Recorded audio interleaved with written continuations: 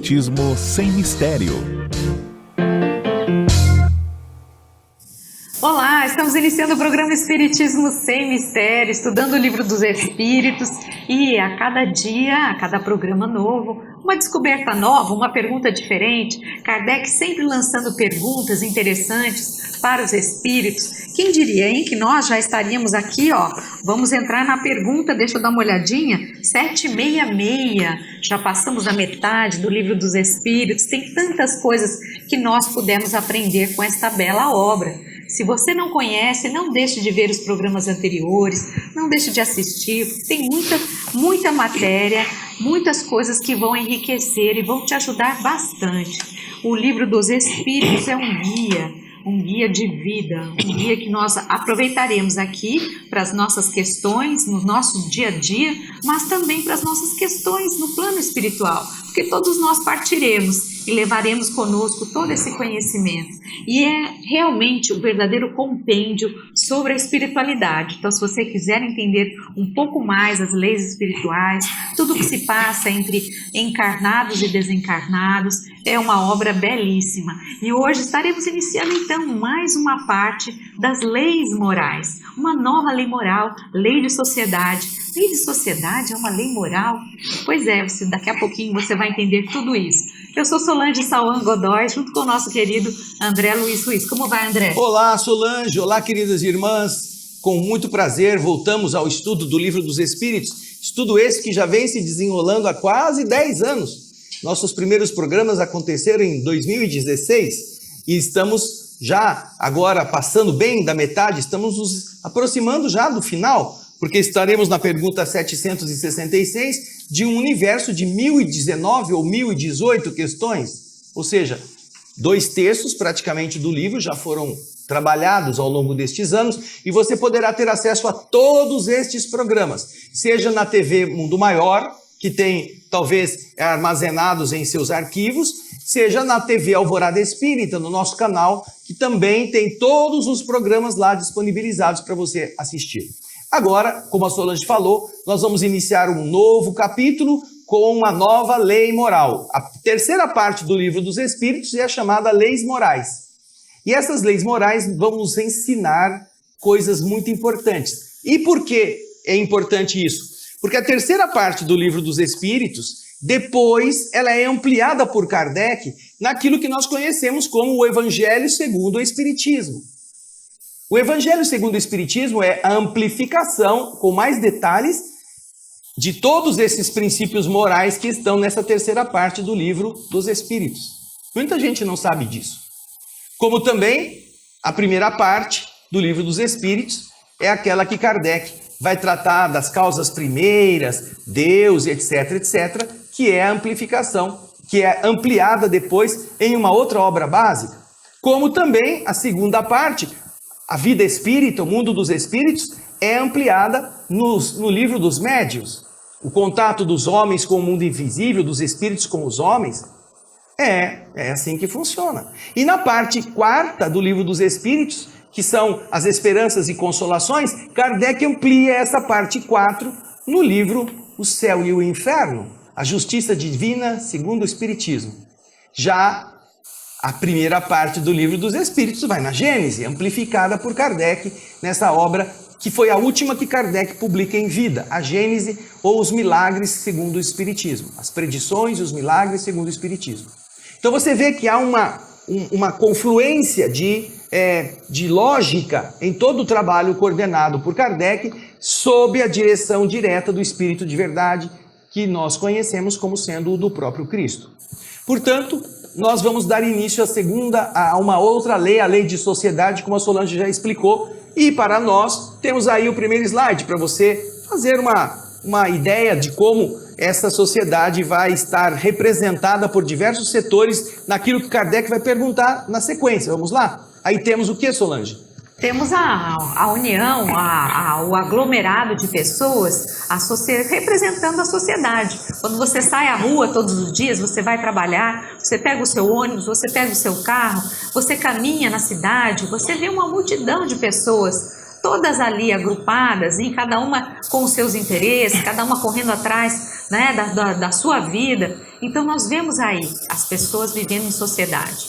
E por outro lado também, nós vemos aqui a imagem de outras pessoas que decidiram ter uma vida mais afastada desse meio, né, tumultuado das grandes cidades, ou mesmo uma vida mais afastada das pessoas que são representadas por essas freiras que estão aí na clausura, estão dedicadas ao Cristo, à meditação, e elas vivem apartadas, porque desejam, apartadas da sociedade, e inúmeras outras questões. Para vocês entenderem, nós quando fazemos, pode deixar na tela, por favor?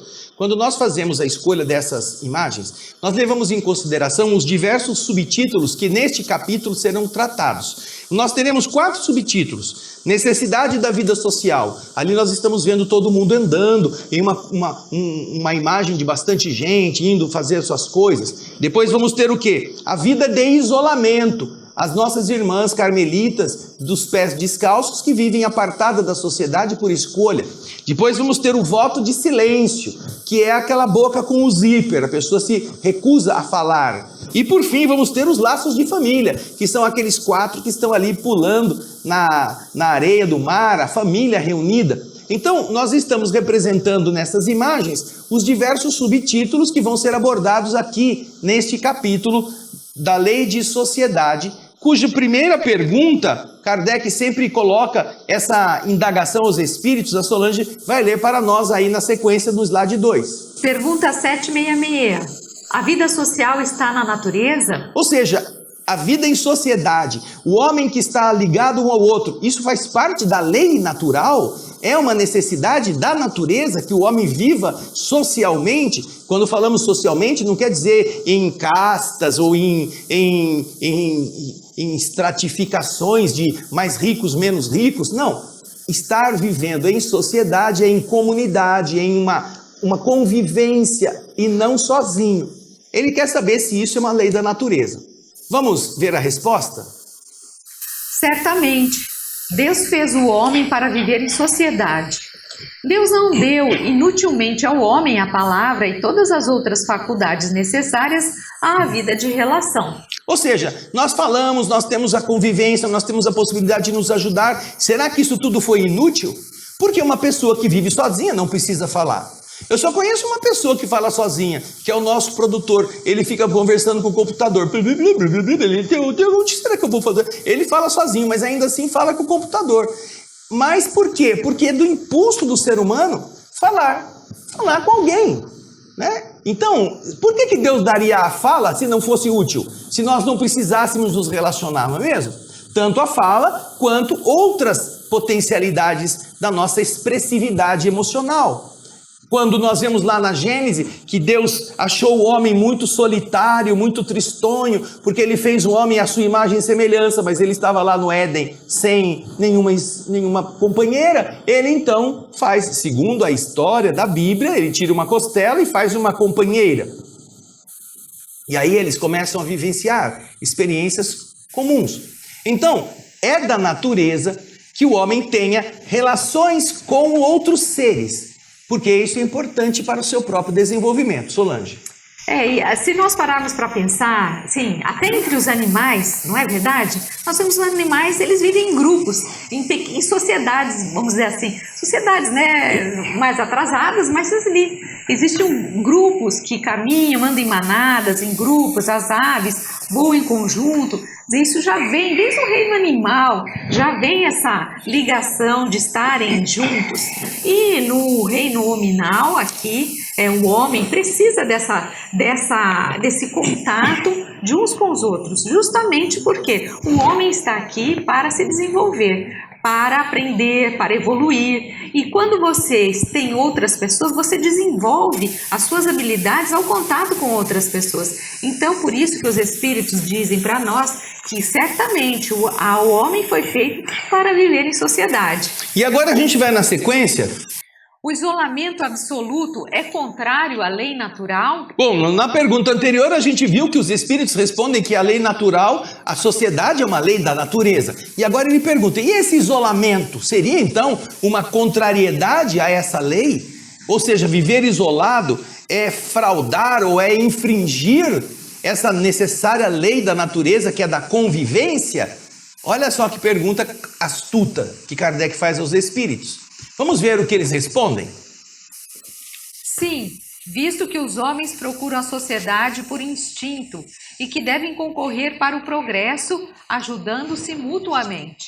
Ou seja, o homem, como a Solange falou aqui, desde os seres animais, eles se agregam, né? Você não pode imaginar uma formiga fazendo um conglomerado, um formigueiro sozinho para ela, né? As abelhas estão em colmeias. Os seres que estão vivendo em comunidades, eles percebem que há vantagens vivendo em comunidade. Inclusive nos reinos vegetais, existe o processo da simbiose. Existem fungos nas raízes de certas árvores que facilitam a decomposição de minerais, porque eles se alimentam disso e eles produzem um substrato que a raiz da árvore vai se beneficiar. Então, a convivência vem dos mais inferiores níveis evolutivos até chegarmos ao ser inteligente. E então, viver em isolamento é uma coisa contrária à lei da natureza? É uma coisa que infringirá essa lei de sociedade quando os próprios animais se reúnem, se congregam, como a Solange falou, em bandos, em cardumes, em grupos, para se preservarem melhor. As avestruzes, elas produzem os ovos e os filhotes e eles são criados por toda a comunidade. A comunidade de avestruzes, ela cria os filhos das avestruzes todos juntos, todos são mães. Os adultos defendem todos os filhotes. Também as expressões de defesa coletiva dos elefantes é muito conhecida. A preservação da cria feita por todos os que fazem parte do grupo, do bando. Então vamos pensar sobre isso? Pergunta 768. O homem, procurando a sociedade, não faz senão obedecer a um sentimento pessoal ou há, nesse sentimento, um objetivo providencial mais geral? O que você entendeu disso, Solange? Que o homem, quando ele está em sociedade, ele está por um sentimento pessoal ou existe algo que a providência divina impõe sobre ele? Vamos dizer assim. Seria assim, correto. Ele quer viver em sociedade para ele não ficar sozinho, para quando der o trovão ele poder agarrar em alguém e se sentir apoiado? Ou existe um motivo superior, mais importante, que faz com que o homem queira ficar reunido em grupo? Ou é só porque ele quer companhia para jogar uma cacheta, para jogar truco, para jogar uma malha no fim quando ele fica velho e ele não ficar sozinho? Ou tem alguma coisa providencial acima dessa bobeira, vamos dizer assim, desse caso fortuito de ele não querer ficar às baratas? Vamos ver o que os espíritos respondem? O homem deve progredir. Sozinho ele não pode, porque não tem todas as faculdades. A ele é preciso o contato dos outros homens. No isolamento, ele se embrutece e se debilita. É, isso mesmo. Solange, eu me recordo de uma historinha que diz assim: quando o marido sai de casa, por algum motivo vai ficar fora, a esposa mantém a casa funcionando direitinho, né? Ela cuida, ela mantém tudo em ordem. Quando a esposa sai e fica uns meses fora, sabe qual é a situação? Mostrava assim o desenho. O marido de 4 na geladeira, comendo as coisas da gaveta da geladeira para não ter que fritar, não ter que fazer, não ter que lavar a louça. Ou seja, ele se embrutece quando está sozinho. Não toma banho, larga as coisas jogadas. A maior parte, ou uma parte dos seres humanos é assim. Isso acontece com homens e mulheres, não são... A piadinha era em relação ao homem, né? Mas também encontraremos em ambos os lados da sexualidade, masculino ou feminino, essa tendência. Quando você está sozinho, você relaxa, você larga as coisas, você não está vivenciando uma experiência de convivência dentro de certos padrões de organização. Então, quando o homem está sozinho, ele está dizendo aqui, geralmente ele se embrutece, ele fica, se debilita, ele não come direito. Pode ver, O idoso que perde a esposa ou a idosa que fica sem o marido, ela começa também a ficar sem vontade de cozinhar, porque vou fazer só para mim, ou eu não quero comer, eu não sei, não tenho fome. Vai se debilitando, se debilitando, se debilitando e acaba muitas vezes fenecendo. Então não apenas para que ele tenha companhia durante a noite escura, tenebrosa, de raios e trovões, ou para que se tem algum barulhinho, ela cutuque ele, olha, eu vi um barulho, vai lá ver o que é. Ele fala, vai você, eu não vou sair da cama que eu tô com frio, né? Não é só para isso.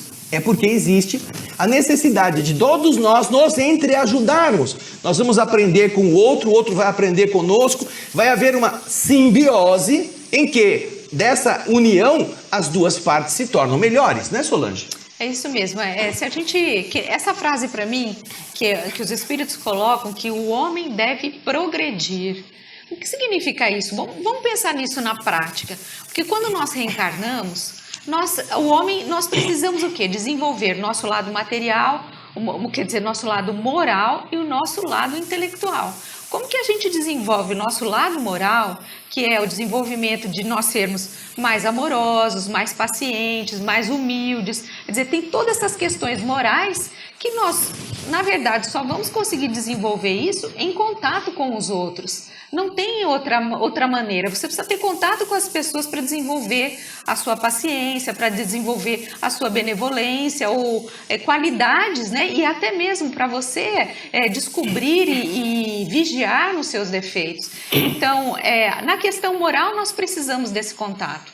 No desenvolvimento intelectual, nós também vamos precisar desse contato, porque quando nós desenvolvemos a nossa inteligência, nós precisamos estar em contato com os outros, porque aprendemos das outras pessoas. Nós não temos a capacidade de já conhecermos tudo de uma vez. Nós vamos aprendendo uns com os outros. Então, nós vamos desenvolvendo essa capacidade intelectual nesse contato, como disse o André,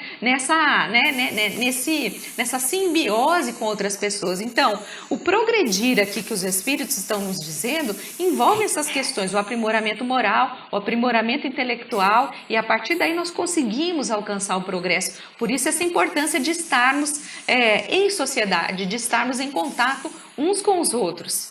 Solange, nós vamos encontrar a comunidade dos animais fazendo isso. Quando nasce o pintinho do ovo da galinha, o pintinho tem que comer, tem que aprender a comer. Como é que ele vai comer? Como é que ele vai saber se é bife, se é batata frita, se é verdurinha? Ele vai imitar a mãe. Então a mãe sai, começa a bater o bico no chão, o filhotinho vai lá e começa a imitar a mãe. É um processo de reprodução do que o outro com quem ele está ligado, está vinculado, está ensinando. Aí ela cisca assim e o pintinho vai lá e cisca também. E começa a descobrir, selecionando o que ele pode comer ou não. A mesma coisa com o pato, que vai ensinar o patinho a nadar, ou com os outros animais, que tem que ensinar os animais a desenvolverem-se. Eles só vão poder fazer isso se eles estiverem com alguém que os ensine, que mostre para eles, inclusive sem a linguagem falada, com a postura, com a maneira de conduzir. E se isso já acontece com seres primitivos, em termos de reino animal inferior, imagina como não há de acontecer com os seres humanos, não é? Como é que você poderia fazer sobreviver uma criança que não tivesse um adulto que a educasse, que mostrasse como são as coisas? Ela feneceria, certamente. Então, como a Solange está dizendo aqui, os espíritos também, é necessário que nós tenhamos convivência com variedades, para que nós possamos recolher de todos algo que nos ajude e fornecer para todos algo de bom que nós tenhamos, ou alguma coisa que possamos servir de exemplo. Então, é como quando você tem um jarro de água e que você coloca uma gota em cada frasquinho de cor diferente, e depois você joga essa gota de novo no jarro de água, a água já não é mais branca, ela já vai começar a receber coloração de cada gotinha.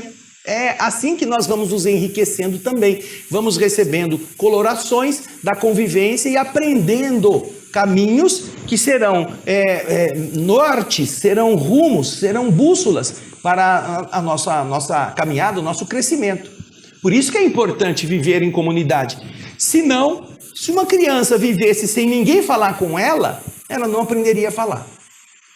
Porque o que faz um ser aprender a falar é ouvir. Tanto é que quando a pessoa nasce sem a audição, ela tem muita dificuldade de aprender a falar. Ela não sabe como articular isso. Agora, observe, diante de tudo isso que nós estamos comentando, se uma pessoa que vive não numa clausura ou vive totalmente isolado, como que essa pessoa vai desenvolver? Por isso que os espíritos estão dizendo que aquele que permanece isolado, ele acaba se embrutecendo, ele acaba perdendo essa oportunidade que é tão rica de estar em contato, de fazer essa conexão com outras pessoas e absorver todos esses conhecimentos em vários níveis. E é isso que Kardec vai explicar agora, Solange, no comentário a essa questão 768 no slide seguinte. Vamos ver? Nenhum homem tem as faculdades completas. Pela união social, eles se completam uns pelos outros para assegurar seu bem-estar e progredir. Por isso, tendo necessidade uns dos outros, são feitos para viver em sociedade e não isolados. Se enriquecerão da convivência. Quantas coisas não aprendemos? Eu conheço tantas situações em que as pessoas assimilaram coisas dos entes mais próximos. Você que está em casa, você não tem um caderno de receita? Receita de comida. E como é que você faz esse caderno? No começo é todo bonitinho, cheio de florzinha, você passou tudo lá limpo, tá linda a sua apresentação das receitas. Mas depois você fala com uma amiga, você vai numa consulta médica, tem uma revista lá, você descobre que tem uma receita legal, você rasga aquela receita e bota no meio do caderno. Aí você vai em outro lugar, descobre uma receita na internet, você imprime a receita, nada de passar limpo, você vai pôr o caderno da mulher que gosta de cozinhar, ele vai ficando grávido, já viu? Ele vai engordando, porque ela não tem tempo de ficar passando a limpo, só no comecinho, né? Mas o que ela faz? Ela vai juntando, ela vai aprendendo, ou então ela pega de uma pessoa querida, a mãe, a avó, a tia, um parente, e vai absorvendo, porque ela quer fazer aquele doce, ela quer fazer aquele prato gostoso, ela quer sentir o prazer de produzir algo semelhante. É o pintinho aprendendo com a mãe a ciscar. Então, essas são coisas que a gente vai aprendendo e é natural. É natural que os filhos queiram imitar os pais, queiram fazer as mesmas coisas. Então, essa é uma forma de evoluir, de crescer. E é isso que nós precisamos para entender que a vida de isolamento, se você não tivesse ninguém que fizesse um prato gostoso para comer, você ia comer sempre aquilo que você sabe fazer, só. Raramente você ia conseguir inovar para um caminho que te desse mais prazer gustativo. E isso em tudo, não é mesmo? Agora, quer comentar? Não, vamos em frente, tem mais perguntas por aí, podemos? A pergunta 769 é a que você vai ver na tela agora. Concebe-se que, como princípio geral, a vida social esteja na natureza. Mas, como todos os gostos estão também na natureza, por que o gosto pelo isolamento absoluto seria condenável se o homem encontra aí sua satisfação? Olha que pergunta! Kardec é fogo. Kardec não está aí para brincar de faz de conta com os espíritos. Eu vou fazer uma perguntinha para vocês, bem facinha, para vocês poderem responder. Não. Kardec está questionando a lógica das coisas. Tanto é que ele faz essa indagação. É concebível que o princípio geral da vida social faça todo mundo estar vivendo dentro desse critério. Porém, como todos os gostos também estão na natureza, por que o gosto de ficar isolado, desse isolamento absoluto, dessa ausência de convivência com outras pessoas, poderia ser condenável? Se o homem se satisfaz com isto, por quê? Não seria o exercício de alguma coisa que também está na natureza, ele não querer conviver com ninguém? É Kardec pressionando os espíritos. E olha como os espíritos dão somebody love Kardec, olha. Dão um drible que faz todos nós pensarmos, puxa vida. Olé. É um olé, né? Isso mesmo. Vamos ver a resposta que os espíritos dão a Kardec. Satisfação egoística. Há também homens que encontram uma satisfação em embriagar-se. Você os aprova? Deus não pode ter por agradável uma vida pela qual se condena, a não ser útil a ninguém. Ou seja, o cara gosta de roubar, o cara gosta de fazer coisas feias, o cara gosta de não tomar banho. Você acha que isso é agradável? Que isso é bom? que eles encontram satisfação em ter uma vida de vícios, é uma satisfação egoísta. E ninguém pode ser considerado um indivíduo que está dentro desse projeto evolutivo se ele não for útil para nada. Para que ele existe então? Quem é que vai se beneficiar do que ele sabe? Quem é que vai aprender com ele alguma coisa? Ninguém. Imagine que você está numa ilha deserta. Você precisa se virar na ilha deserta. Você tem que dormir, você tem que ter proteção, você tem que se abrigar da chuva, do vendaval, do raio, do trovão. Você vai ter que aprender a usar o que está na natureza. Mas você tem fome, então você vai fazer o quê? Você tem que procurar comida e você vai ter que aprender qual é o fluxo das marés, quando que a maré sobe, quando que a maré desce, como que você faz para pegar um peixe, como que você vê um siri saindo da areia. O siri te ensina.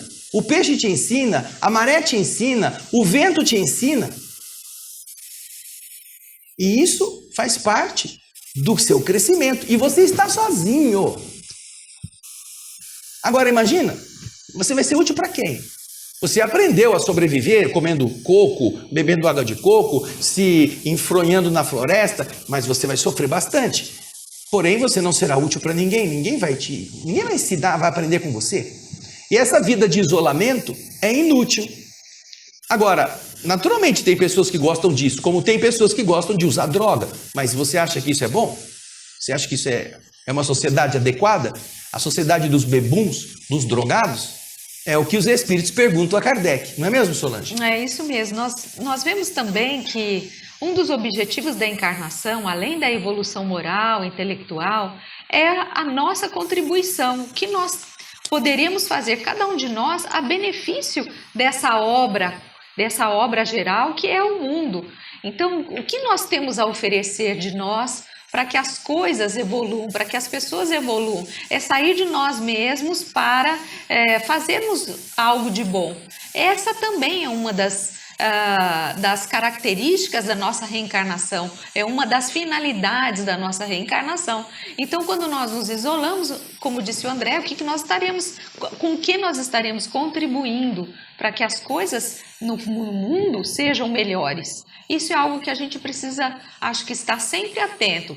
Porque muitas vezes nós nos fechamos nas nossas conchas, né? Nós nos fechamos em nós mesmos, nos nossos interesses, esquecemos que nós não estamos aqui apenas para comer, reproduzir, para criar os nossos filhos, enfim, e vivermos as nossas vidas. Nós temos um propósito muito maior, que é um propósito mais amplo, é a nossa contribuição individual com o bem-estar geral de todas as pessoas. Aí está a evolução. Aliás, nas escrituras nós vemos que quanto mais nós nos esquecemos de nós mesmos, nós evoluímos. É o pensar no outro que faz com que nós nos desapeguemos das coisas que nos cercam, nos desapeguemos de nós mesmos e busquemos fazer o melhor, levar algo de bom.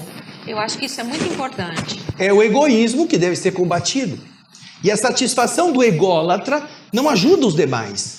Não faz. Por isso que uma pessoa que vive na pinga, que vive na bebida, é uma pessoa egoísta, porque ela não se incomoda com a dor que os que a amam vão sentir ao vê-la caída na sarjeta, machucada, embriagada, fazendo coisas feias. É um egoísta, um que só se satisfaz com o seu prazer e esquece dos outros. Isso não é viver em comunidade. Então, a finalidade, como a Solange lembra bem, é de nós também ajudarmos o todo a que ele evolua. Não só a gente para evoluir, mas também como uma engrenagem, um dente da engrenagem que vai fazer a sociedade se tornar melhor. Agora, nós temos mais questões ligadas a esse tema da sociedade. 770. Que pensar dos homens que vivem na reclusão absoluta para fugir ao contato do mundo? Reclusão absoluta. Pessoas que elegem estar fora da comunidade e viverem segundo objetivos talvez religiosos ou talvez filosóficos, para não se contaminar, para viverem sem o contato, ou porque acham que o mundo é pecaminoso, ou porque é indigno, ele quer fazer uma busca pessoal. O que os espíritos acham de pessoas que vivem dessa forma? Eles concordam? Eles acham que isso é útil? Vamos ver a resposta. A resposta é fulminante. Vamos lá. Duplo egoísmo. E olha, É um duplo egoísmo isto. Não é? Eles se recluem para não fazerem nada em benefício de ninguém.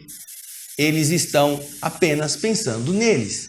Ou seja, querem se isolar por uma questão própria do misântropo. Não querem ter nenhum tipo de contato com outras pessoas. Então é um egoísmo redobrado. E a pergunta continua aqui na 770A. Mas se esse retiro tem por objetivo uma expiação, impondo-se uma privação penosa, não é ele meritório? Ele se retira para se privar, para ele se melhorar, para ele poder se sentir mais puro, não é? Como ele disse aqui. Expiar, impondo a si mesmo uma privação para ele trabalhar seus defeitos, se tornar mais elevado. Será que isso não tem mérito? Para ele se dedicar à meditação, se aproximar da divindade, se aproximar dos campos vibratórios mais sutis, isso não é uma coisa benéfica? É uma pergunta que faz sentido, porque muitas pessoas se justificam em se manterem isolados por um motivo desse padrão, desse tipo, Solange. Isso, exatamente. E olha o que os espíritos respondem a Kardec. Fazer mais de bem do que se faz de mal é a melhor expiação. Evitando o mal, ele cai em outro, visto que esquece a lei de amor e de caridade. Ou seja, se ele quer melhorar-se, mas para melhorar-se ele se isola, ele cai em outro mal, porque ele esquece a lei de amor, de caridade para com todos. Daí seria importante lembrar que todos devem procurar fazer o bem.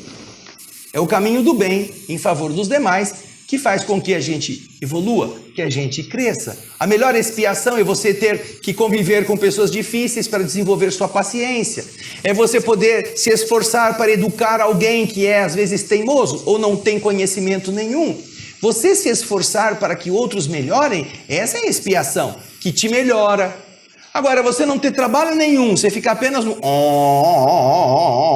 e aí não faz nem bom dia, boa tarde, boa noite, você não sente o que é uma pessoa doente, você não escuta alguém gemendo de dor, você não sabe como fazer para diminuir um sofrimento qualquer da emoção de alguém que enterrou um ente querido, como que você vai melhorar-se? Estará sem nenhuma experiência nessa área. Vai ter tudo uma teoria. E na teoria você não concebe nada da prática, você não sabe como aplicar isto. Então os teóricos são muito bonitos até o momento em que eles precisam da prática. Me recordo de uma historinha que é assim, o sujeito precisava atravessar um rio. E ele só tinha um barqueiro que levava de um lado para o outro. Então um homem da cidade que precisava ir para o outro lado, era um rio largo, um rio grande. Ele senta então no barco e o barqueiro, um homem humilde, um homem simples, começa a remar o barco. Aí ele pergunta, o senhor conhece matemática? E o barqueiro, não conheço não sei nem o que é isso. Então você perdeu um quarto da sua vida. Porque a matemática é a linguagem do universo. A matemática é através de como Deus criou todas as coisas. Tudo está escrito através da matemática. Senhor, não conheço nada. E você conhece astronomia? Não, também nunca. Onde que é esse negócio aí que eu não sei? Nunca fui. Não, o senhor não conhece astronomia? O senhor perdeu mais um quarto da sua vida? Porque a astronomia fala do movimento das estrelas, da importância dos sóis, dos planetas, das forças que mantêm a Terra flutuando no espaço. E o senhor não entende nada disso? Não entendo não, senhor. E de línguas? O senhor conhece a linguagem que a gente utiliza? Senhor, esse negócio aí, linguagem, a única coisa que eu sei é quando eu mato o boi lá e nós comemos a língua dele. É a língua que eu conheço. Mas o senhor não conhece a língua, então o senhor perdeu mais um quarto da sua vida. Porque a língua é a expressividade, é aquilo que você comunica para as pessoas, e o cara remando, né? E o rio ainda longe de chegar na outra margem. E o douto falando de todas as coisas, e a coisa vai indo, e por fim, o homem tenta ver se o barqueiro, puxando o assunto, mas para deixar o pobre coitado cada vez mais chateado, eis que o barco, de repente, bate numa pedra levado pela correnteza. e a água perfurando ou entrando pelo casco perfurado, começa a inundar o barco e o barqueiro pergunta para o homem assim: doutor, o senhor sabe nadar? Ele fala assim: não sei. Ah, então o senhor vai perder toda a sua vida. E saiu nadando e deixou o cara morrendo afogado. É a diferença do teórico e do prático, não é? O teórico que tem todos os diplomas e que não sabe nadar. Enquanto que o pobrezinho que morava na roça, que não entende nada das leis físicas, químicas, de nada, sabia nadar.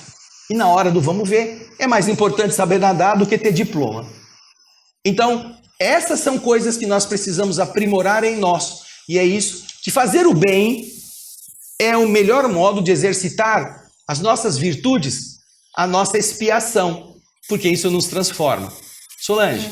E agora Kardec vai trazer para... Porque Kardec agora vai inverter. Ele comentou agora com a gente.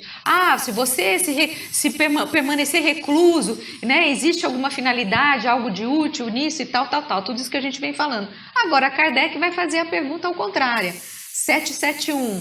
Que pensar daqueles que fogem do mundo para se devotar ao alívio dos sofredores?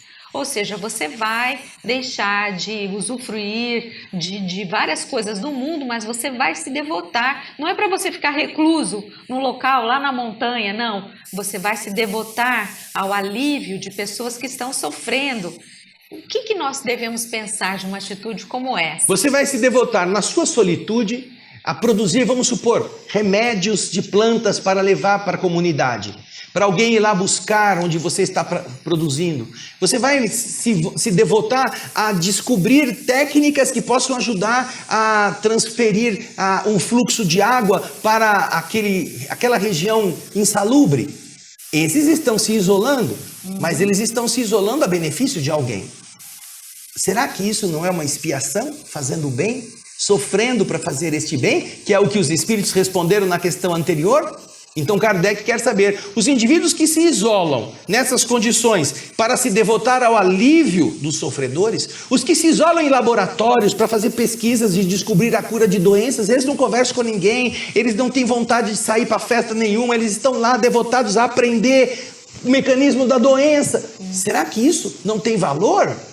É o que Kardec quer perguntar. E vamos ver qual é a resposta dos espíritos. Estes se elevam rebaixando-se. Eles têm o duplo mérito de se colocar acima dos prazeres materiais e de fazer o bem para que se cumpra a lei do trabalho. Toda ocupação útil é um trabalho. Lá na Lei de Trabalho, que é o segundo capítulo do nosso estudo das leis morais, a Lei de Trabalho, você vai encontrar essa frase. Toda ocupação útil é um trabalho. Eles estão trabalhando, desde que estejam sendo úteis. E ao fazerem isso, eles têm o duplo mérito, que é o de colocar-se acima dos prazeres materiais, que geralmente consomem o tempo, consomem a saúde, consomem o recurso das pessoas e não produz nada. Você imagina, né? O povo trabalha a semana inteira e vem com aquela história da happy hour, a hora feliz, que é, sei lá, sexta-feira, quinta-feira, depois do expediente. Então ele fica trabalhando, né, das 8 às 4 ou 5 da tarde, fazendo alguma coisa da sua profissão. Aí ele sai do negócio, vai para o boteco, vai para uma festa e fica das 5h30 até as 11 da noite. É quase mais um período de trabalho que ele poderia estar utilizando para várias outras coisas. Fazendo o quê? Fazendo divertir-se, fazendo fuxico, bebendo, comendo. Não é pecado, mas que coisa de útil isso vai representar? Não seria melhor que ele estivesse lendo, que ele fosse estudar alguma coisa, que ele estivesse conversando com uma pessoa sobre assuntos importantes para que essa pessoa pudesse se sentir melhor, mais desabafada? Será que não seria essa hora muito mais dourada do que esta, passando aí entre petiscos e bebidas? Então, é aproveitar o tempo. E é isso que os espíritos estão falando. Aqueles que fogem do mundo para produzir um benefício para os seus semelhantes, cumprem a lei do trabalho e têm duplo mérito, porque eles se afastam das coisas mundanas. É isso mesmo. E Kardec vai continuar, porque a pergunta seguinte, olha só. E aquelas pessoas que procuram no retiro a tranquilidade que reclamam certos trabalhos? Ou seja, eles precisam se afastar porque o trabalho que eles executam requer uma tranquilidade, um silêncio. Então eles se afastam da comunidade, eles se afastam do convívio com outras pessoas por causa disso. E o que pensar a respeito dessas pessoas? Elas são pessoas que estão sendo egoístas quando elas se afastam, quando elas fazem esse tipo de coisa? Vamos ver a resposta? Vamos, e na resposta a gente tem que fazer uma pequena correção, porque faltou uma letrinha, Sim. tá? Então, os espíritos vão responder essa pergunta de Kardec. Alguém que se isola para poder fugir do mundo a fim de se dedicar à tranquilidade para certos trabalhos serem realizados, um indivíduo que, sei lá, é um compositor, é um pintor, é uma pessoa que vai produzir obras de arte, que precisam de sossego, isso é algo que é condenável? Aqueles que procuram no retiro aquela tranquilidade que certos trabalhos pedem, como devem ser interpretados a respeito dessa lei de sociedade? Vamos ver o que os espíritos respondem. Isso não é o retiro absoluto do egoísta. Eles não se isolam da sociedade, visto que trabalham por ela. Eles precisam do isolamento para produzir os benefícios que vão estar a serviço da comunidade. Imagina um escritor que vai escrever uma obra-prima, uma obra de qualidade, que vai nortear caminhos para os outros que vão ler depois. Ele passa, às vezes, 6 meses isolado numa cabana, escrevendo, sem contato com ninguém para receber inspiração. E depois aquela obra vai ser produzida, vai ser editada e vai ser espalhada por todo o mundo para muitas pessoas lerem. Ele não está trabalhando para ele só. Ele está trabalhando para produzir obras que possam ajudar todas as pessoas. Então ele não está sendo considerado, neste caso, um indivíduo que se isolou por egoísmo. Ele está a serviço de uma causa maior. Na sequência, Kardec diz: que pensar do voto de silêncio prescrito por certas seitas desde a mais alta antiguidade? Permanecer em silêncio, não abrir a boca, disciplinar-se, não falar levar com o ninguém. conhecimento, né? De repente. Não posso falar. Isso. Só escrevo. Põe umas tabuinhas lá. Voto de silêncio. É uma autoflagelação, não é mesmo? Alguns se sentem, inclusive, em muitas dificuldades com a capacidade de terem que não falar. E isso é uma disciplina, não resta dúvida. Mas o que pensar? Será que tem algum mérito? Vamos ver a resposta dos espíritos. Pergunte se a palavra está na natureza e por que Deus a deu. Deus condena o abuso e não o uso das faculdades que concedeu. Entretanto, o silêncio é útil porque no silêncio você se concentra e seu espírito se torna mais livre e pode, então, entrar em comunicação conosco. Mas o voto de silêncio é uma tolice. Sem dúvida, os que olham suas privações voluntárias como atos de virtude têm uma boa intenção, mas eles se enganam, porque não compreendem suficientemente as verdadeiras leis de Deus. Podem ser bem intencionados, porém, eles estão perdendo a oportunidade, porque se Deus deu a palavra, é para que a gente aprenda a falar, para que a gente seja útil. E nesse mesmo sentido, vem o último slide com o comentário de Kardec, que a Solange vai ler para nós. O voto de silêncio absoluto, da mesma forma que o voto de isolamento, priva o homem das relações sociais que podem lhe fornecer as ocasiões de fazer o bem e de cumprir a lei do progresso. É isso aí. Então, não é falar muito, não é falar bobagem, não é isolar-se para não se contaminar.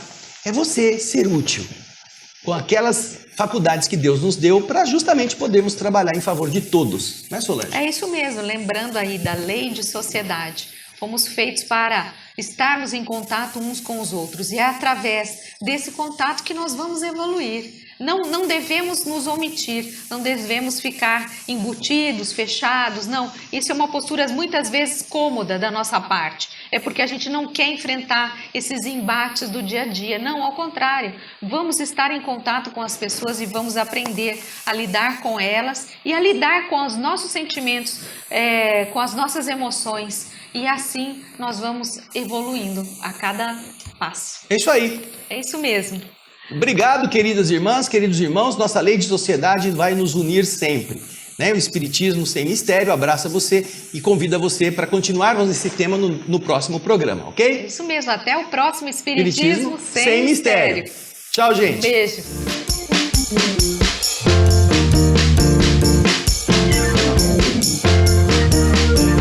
Termina aqui. Espiritismo Sem Mistério.